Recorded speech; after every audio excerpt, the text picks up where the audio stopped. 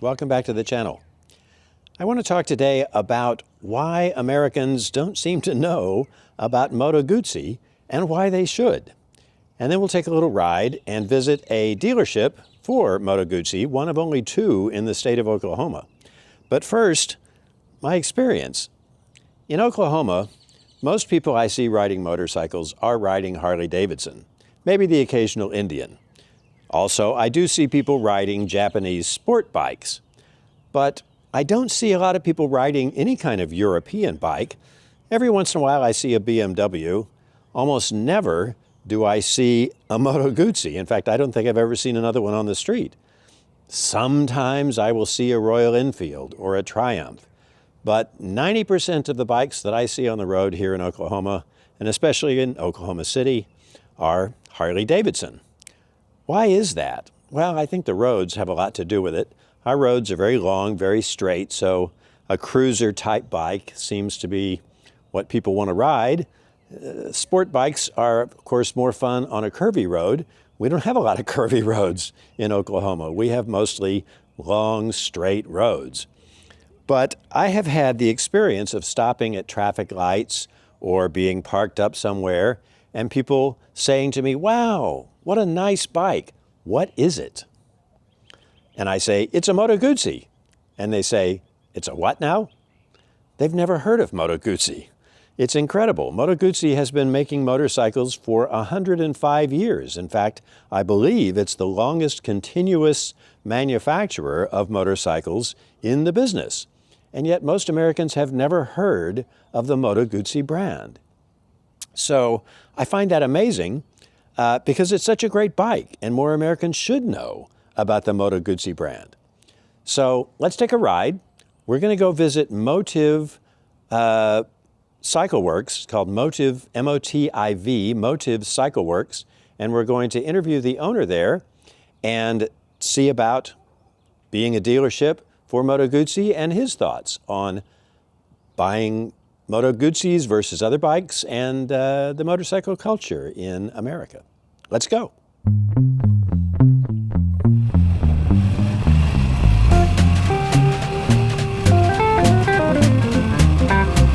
The road I'm on right now is called Hefner Road, and it's a pretty good example, as you can see, of what we have here in Oklahoma City. It is a straight road. It is a long road. It runs for miles and miles and miles. It does go around Lake Hefner, and at that point, it's a little bit curvy because it's following the geography of the lake. But otherwise, it's like most of our roads in Oklahoma City, and indeed most of our roads in America, I think, at least the parts that I'm familiar with, where we just have wide, long, straight roads. And I think that that's what contributes to the cruiser culture in America and why Harley-Davidsons are so popular. And indeed, Harley-Davidson dominates the market here, as most of you probably know. So I'm riding along and looking at what's far ahead of me. That's typical of my riding in Oklahoma. I just ride these straight roads.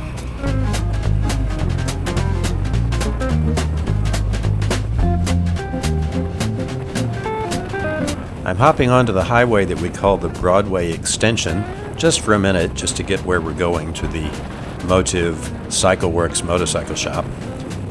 You can see that it's your basic 4- or 6-lane highway, and it just goes straight to downtown, or the other direction goes straight to the town of Edmond, Oklahoma, which is on the north side of Oklahoma City. We won't be on here very long. I'm going to hop off at the exit pretty soon, but this is a typical highway in Oklahoma and indeed in America.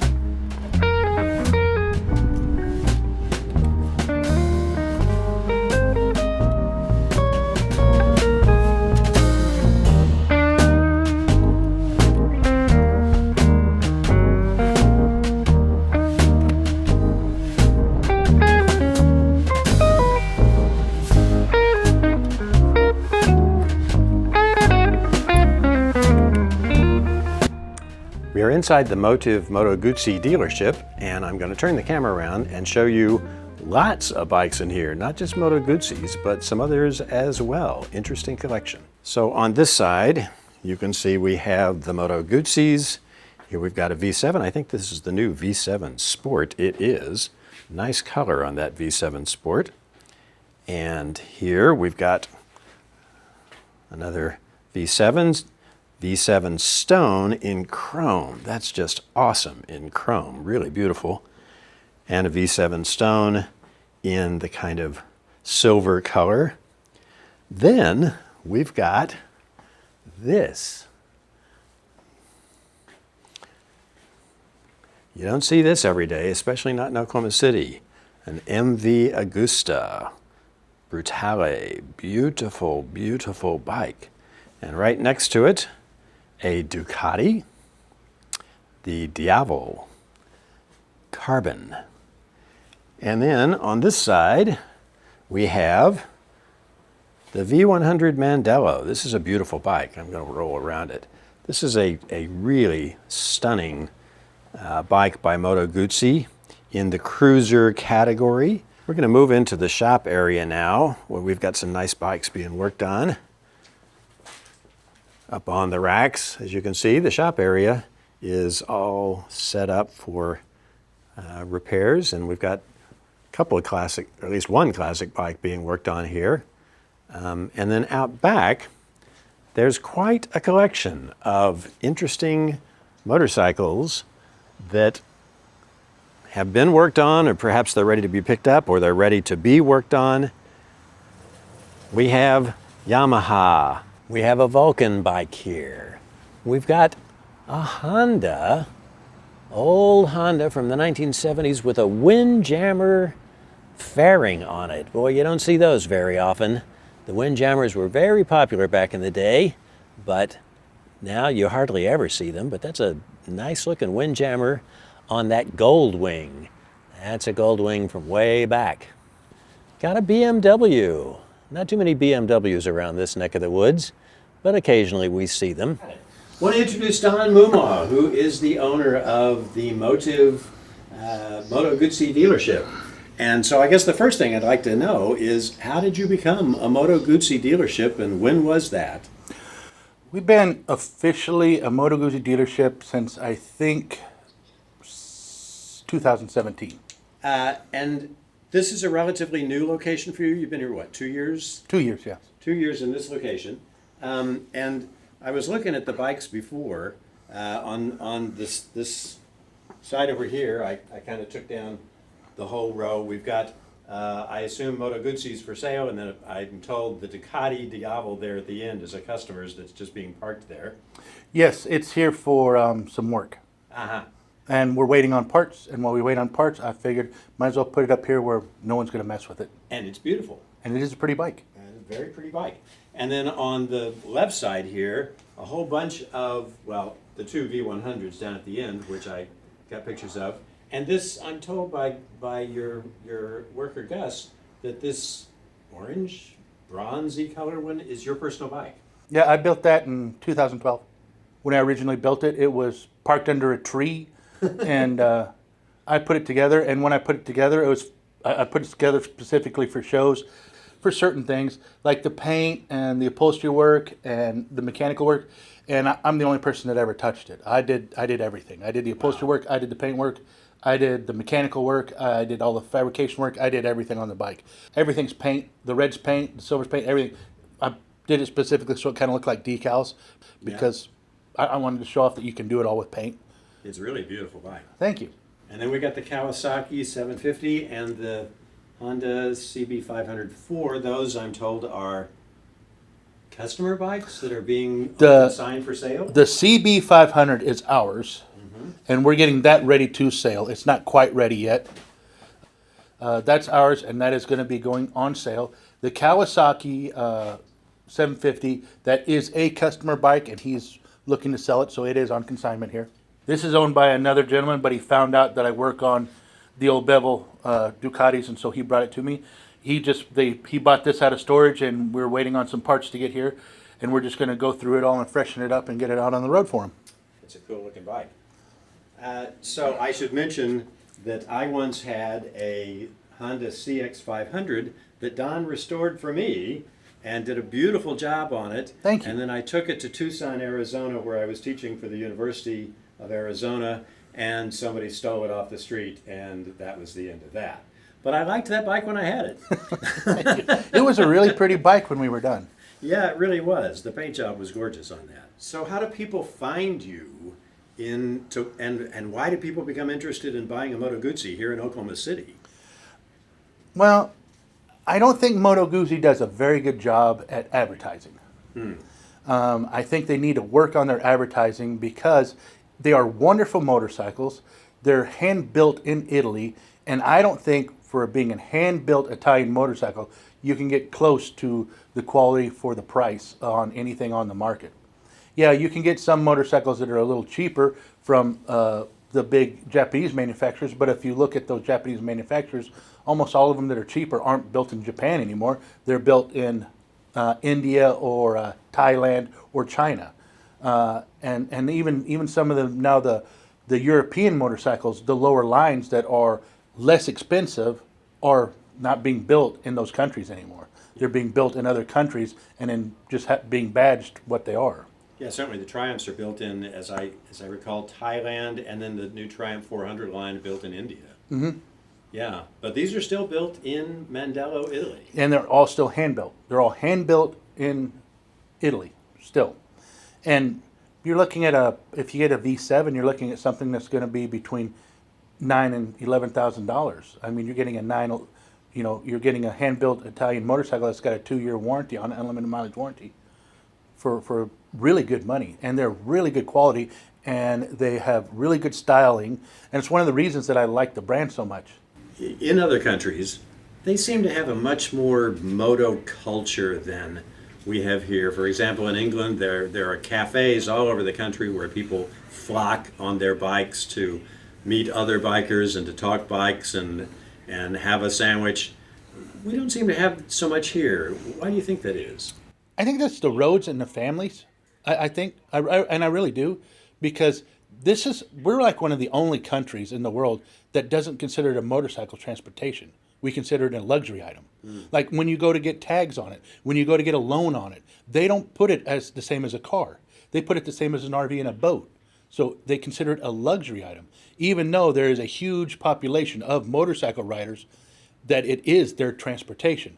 But still, the population of motorcycle riders versus cars is much smaller than a lot of other countries. And I think that goes back to just the size of our country, for one. And especially if you have a family.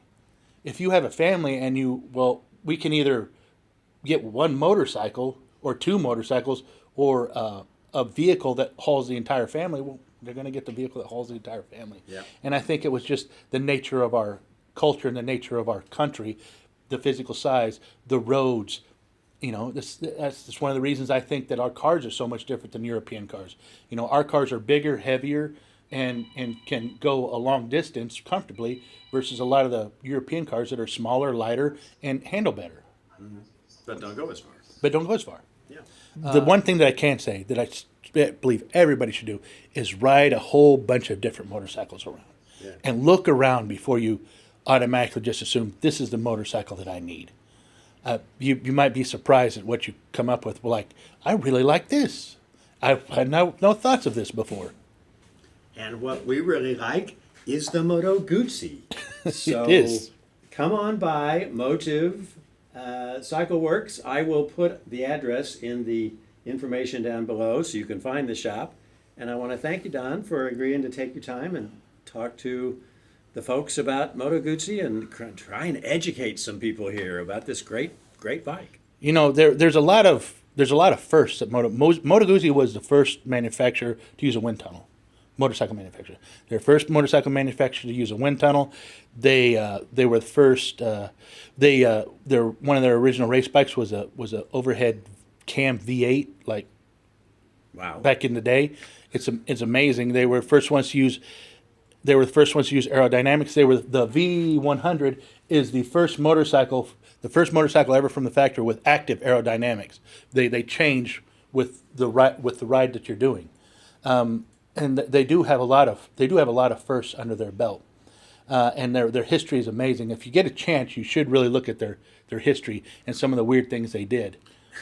Well, one of the weird things I know they do is I a couple of years ago took up rowing as for my exercise, and I discovered that Moto Guzzi has always sponsored a rowing club.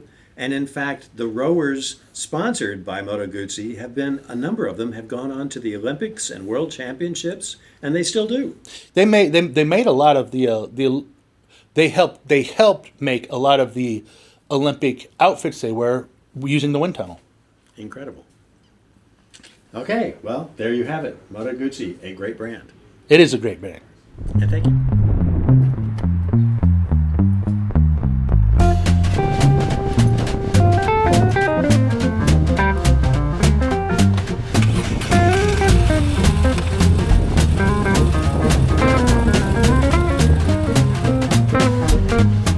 Going to go back a different route through the rich part of Oklahoma City. It's called Nichols Hills, sort of the Beverly Hills of Oklahoma City. And there are lots of really large and beautiful homes as I ride through, you'll see.